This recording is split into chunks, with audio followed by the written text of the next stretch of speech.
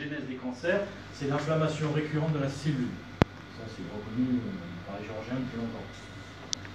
Par contre, si vous acceptez, vous réalignez, il n'y a plus cette friction intérieure. Là, vous êtes en train de commencer à comprendre ma conférence numéro 7 de pardon. Pardonner l'impardonnable. Pardonner à l'assassin de son enfant. Elle est folle, cette femme. Comment elle peut faire? Non, mais le pardon n'a jamais été une excuse. Je ne rentre pas trop dans le détail parce que c'est une autre conférence. C'est un processus de libération émotionnelle par rapport au passé. C'est arrivé, je ne sais pas pourquoi c'est arrivé, c'est horrible, j'ai le manque, mais j'accepte que ça soit passé. Par contre, le criminel, il doit subir son châtiment. C'est pas une excuse. C'est son chemin. Mais j'accepte que ce qui s'est passé pour continuer à vivre quand je vais mourir. Regardez le nombre qui déclenche un cancer 6 mois après. Souvent, l'enfant, elle déclenche le cancer du sien. Elle a perdu le sien. Elle déclenche un cancer nourricier, le sang. Tout est codifié comme ça. Toutes les maladies ont leur symbolisme. Parce que les mots MAUX du corps sont les mots de l'âme. Souvent en lien avec les 5 blessures. Donc, mon plan de vol est perturbé par les intempéries. Je ne vais pas aller à Lyon finalement, je vais changer, je vais aller à Clermont. Je vais changer de stylo aussi, oui. Oui, il faut prendre le noir. J'en ai d'autres hein, si tu veux. Ouais, Donc, je vais à Clermont-Ferrand, et mon plan de vol vient de changer. Et après, pareil, oh là là, bah, finalement, je ne vais pas tirer jusqu'à Orléans, je vais faire ce petit détour, ou je vais rester, je vais aller à, je sais pas, il y a quoi au-dessus de Paris, Amiens? Non, c'est au-dessus. Auxerre, Auxerre. Allez, je vais m'en tenir à Auxerre. Donc voilà, je viens de changer ma destinée à 2 points. Sur 2 points, je viens de changer ma destinée, je viens de m'adapter aux circonstances de la vie qui me sont arrivées. Et peut-être même que ça faisait partie de ma destinée, je ne sais pas forcément. Peut-être que les intempéries, je les avais déjà programmées en tant que barrage. La problématique, c'est pour ça que souvent je compare la vie à un phare qu'on voit, le but, et nous, petits bateaux, coquilles de noix, ballottés dans les flots. Je suis ballotté à gauche, je suis ballotté à droite. Et j'essaie au fur et à mesure, par la sagesse de l'âge, de me rapprocher de ma ligne droite qui me permettra d'atteindre mon objectif ou pas. Mais alors, pourquoi tout ça? Vous allez me dire, voilà, pas aller direct. Ah non, déjà parce que la ligne droite dans l'univers n'existe pas. Et puis rappelez-vous qu'il n'y a pas de milieu sans extrême. Regardez, quand un enfant apprend à marcher, un enfant qui ne s'est jamais cassé la figure, il ne sait pas marcher. La marche, c'est un déséquilibre momentané d'un côté, rattrapé de l'autre et inversement. Et on est en permanence, eh ben la vie c'est pareil. On apprend à marcher. Donc sans se casser la gueule, on n'apprend pas à vivre. On n'apprend pas à vivre. C'est les épreuves qui nous forgent. Et c'est pour ça qu'on ne pourra jamais juger vraiment quelqu'un parce qu'on n'est pas dans ses chaussures. On ne sait pas ce qu'il a vécu, comment il a vécu. Exactement. Même sur le tour tréfond. C'est autre chose. Tréfond, c'est juste je ne comprends pas. Il y a un fonctionnement qui me dépasse.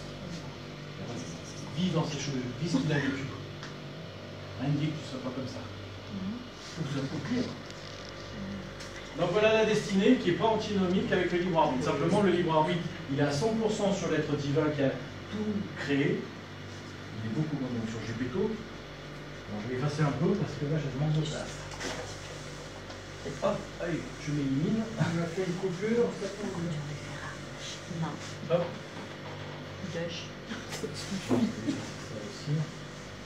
Je la referai l'ombre. Parce qu'on va parler de la source. Est-ce qu'on peut dire qu'il faut plusieurs vies pour pouvoir résoudre certaines choses? Voilà. Si tu n'as pas compris quelque chose qui devait t'arriver, Ben oui. Plus il y a fini. Voilà. Et on recommence si tu n'as pas compris. Apparemment. Par contre, le karma se rappelle à nous de plus en plus fort. Donc si on n'a pas compris, il faut bien s'attendre à des épreuves plus importantes après. Et je fais une rapide allusion au suicide, qui est une fin non prévue de la vie, une échappatoire. Les suicidés, à un moment donné, vont se réincarner avec une épreuve plus lourde qu'ils ont abandonnée avant. C'est vrai. Donc, les arbitres ont essayé de mettre fin parce qu'ils ne supportaient plus, leur angle de vue leur permettait pas de survivre. Alors que Sachez qu'on ne subit aucune épreuve qu'on ne peut pas assumer, même les pires. Même les pires, même en rampant au sol et tout. Notre âme a la capacité d'endurer, autrement elle n'aurait pas choisi. Bien sûr, pas suicidaire. bien sûr. Mais l'humain, ça, il ne le sait pas. Il voit son état grabataire, insupportable, mais il se tire une balle. Le problème, c'est qu'il n'a pas fini son épreuve, donc il va avoir une épreuve forcément plus approfondie la prochaine fois. Le karma fonctionne comme ça. Le karma, c'est comme un millefeuille. Et à chaque fois, on alourdit. C'est ça. Parce qu'on a échappé à un truc dont on n'a pas appris, l'apprentissage se fait plus fort.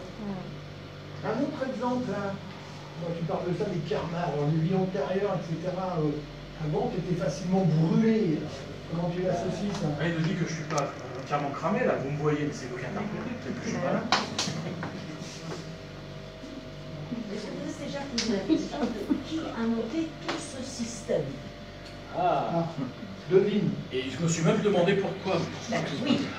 Ah, j'ai pas Oui, c'est Vous ne pouvez pas faire plus simple. Oui, voilà, vous n'avez pas de réponse. C'est vrai, là, je Pourquoi tout ce système? Depuis des millions, des milliards, encore moins. Je rentre dedans tout de suite ou on attend? Attention. Ça va être lourd. Minuit. Ah bon. La source. À minuit, vous posez des questions comme ça. Et la source, c'est quoi? Et ben voilà. Alors, je refais mon monde. L'objectif, c'est qu'on part de, moi j'appelais ça paradis, pour atteindre dans l'illimité paradis au carré. Alors là, on est dans l'hypothèse, je ne suis pas allé lui demander comment c'était vraiment, mais voilà, c'est les déductions, ça n'engage que nous. La source est une conscience suprême, omnipotente, omniprésente, il n'existe qu'elle, mais c'est une conscience.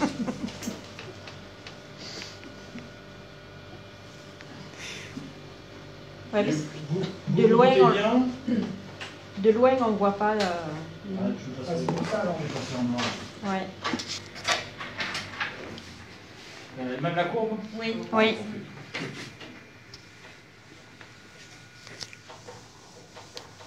Voilà, on fait une grosse parenthèse. Non, ça fait partie quand même de la courbe. Alors, hop, ça va mieux là. Ouais, c'est mieux. Paradis au carré et paradis. Alors là, vous allez devoir faire un effort de conceptualisation que vous n'avez jamais fait.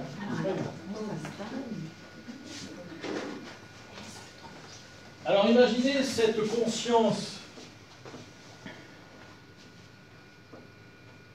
qui n'existe qu'elle. Il n'existe rien d'autre. Et elle est dans le néant, elle est dans le vide créateur. Le 1 dans le 0. 10. Ah, elle est dans un état de félicité, joie, liberté, croissance maximale, illimitée, joie maximale, liberté totale, croissance illimitée. Et vous avez vu, c'est une conscience. Alors je vais rajouter la phrase, conscience,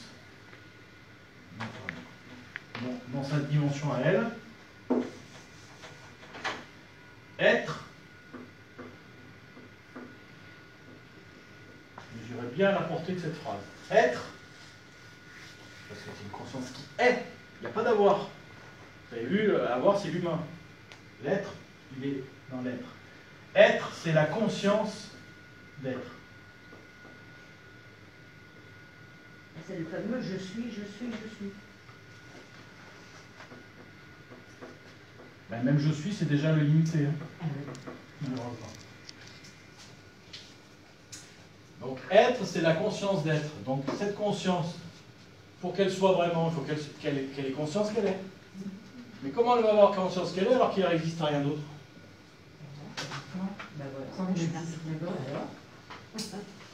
Comme nous-mêmes, comment on apprend à se connaître? Par un effet miroir, par les opposés. Le seul moyen de l'unité, de savoir ce qu'elle est en tant que conscience, savoir qu'elle est conscience, c'est de créer ce qu'elle n'est pas. Et de nous regarder. Non, on se lance dans la création de la dualité du yin et du yang. Pour que la lumière soit consciente de ce qu'elle est, il faut qu'elle s'affronte à son absence. C'est là qu'elle découvrira son êtreté de lumière. Sans ça, Alors le problème, c'est qu'elle est partout. Cette conscience, elle est universelle. Elle est intemporelle, puisqu'il n'y a pas de temps. Mince, comment faire? Et en plus, il existe un autre, parce que c'est l'unité consciente. Donc il n'y a pas un autre, puisqu'il n'y a qu'une unité. Imaginez l'équation comme elle est difficile. Et en prenant conscience au fil des incarnations et tout ce qu'elle a créé, elle atteindra le paradis au carré.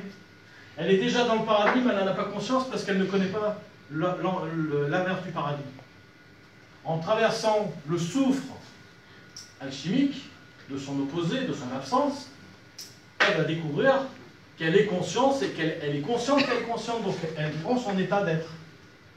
Donc, cette espèce de conscience universelle nous a créés pour avoir elle-même... Même pas qu'elle nous a créés, c'est que nous en faisons partie, comme voilà, nous faisons partie d'un océan. C'est la majorité de tout ce qui existe qui fait que, en fait, on est tous liés par ça. Et même la table, même le plastique, la matière, il y a un tiers d'âme dedans, qui contrôle et qui organise la matière. La matière, c'est le chaos. Hein.